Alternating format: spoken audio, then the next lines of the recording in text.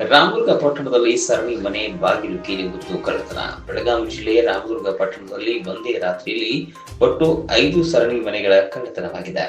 ವಿನಾಯಕ್ ಗುರುಮಟ್ಟಿ, ಈರಯ್ಯ ಸೋಮಯ್ಯ ಚಿಕ್ಮಠ್, ಮರಿಯಪ್ಪ ಹೊರಕೇರಿ, ವೈಷ್ಣವಿ ಆರಾಧ್ಯ, ಪದ್ಮನಾಭ್ ಜೋಜ್ಗುಟ್ ಅವರ ಮನೆಯಾಗಿ ನುಗ್ಗಿರುವ ಕಳ್ಳರು ಕಳ್ಳತನ ಮಾಡಿರುವ ಘಟನೆ ನಡೆದಿದೆ. 5 ಮನೆಯಲ್ಲಿ ಕಳ್ಳತನ ನಡೆದಿದ್ದು, ಒಂದು ಕುಟುಂಬ ಅವರೊಂದಿಗೆ ಮನೆ ಬೀಗ ಹಾಕಿಕೊಂಡು ತಮ್ಮ ಸ್ವಂತ ಕೆಲಸಕ್ಕೆ ಅಂತ ಗೋವಾಕ್ಕೆ ತೆರಳಿದ್ರು. ಮನೆಯಲ್ಲಿ ಯಾರೂ ಇಲ್ಲದ ಸಂದರ್ಭದಲ್ಲಿ ತಡರಾತ್ರಿ ಕಳ್ಳರು ಮುಖ್ಯ ದ್ವಾರದ ಕೀಲಿಯನ್ನ ಮುರಿದು ಒಳಗೆ ನುಗ್ಗಿ ಏನು ಕದ್ದಿದ್ದು ಎಂಬುದರ ಬಗ್ಗೆ ತಿಳಿದು ಬಂದಿಲ್ಲ. ಮುಂಜಾನೆ ಅವರ ಸಂಬಂಧಿಕರು ಮನೆಗೆ ಬಂದ ನಂತರ ವಿಷಯ ಗೊತ್ತಾಗುತ್ತದೆ. ನಂತರ ರಾಮದುರ್ಗದ ಪೊಲೀಸ್ ಠಾಣೆಗೆ ಕರೆ ಮಾಡಿ ವಿಷಯ ತಿಳಿಸಿದರು. ವಿಷಯ ತಿಳಿದ ತಕ್ಷಣ ರಾಮದುರ್ಗದ ಸಿಪಿಐ ಐಆರ್ ಪಟ್ಟಣ್ ಶೆಟ್ಟಿ ಮತ್ತು ಪಿಎಸ್ಐ ಸವಿತಾ ಮುನ್ಯಾಳ್ ಭೇಟಿ ನೀಡಿ ಪರಿಶೀಲನೆ ನಡೆಸಿದ್ದಾರೆ.